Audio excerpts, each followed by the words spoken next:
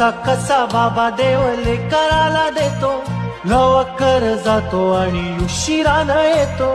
एका घरी राहून या मनामध्ये घोर, तुला तुझा बाबा नाही मला माझी पोर. बालपण गेले सारे तुझे निसटून, उरे काय तुझ्या माझ्या ओंजळी मधून. जरी असे तुझ्या ओठी माझ्यासाठी हसे, नजरेत तुझ्या काही अनोळखी दिसे. जरी असे तुझ्या ओठी माझ्यासाठी हसे, नजरेत तुझ्या काही अनोळखी दिसे.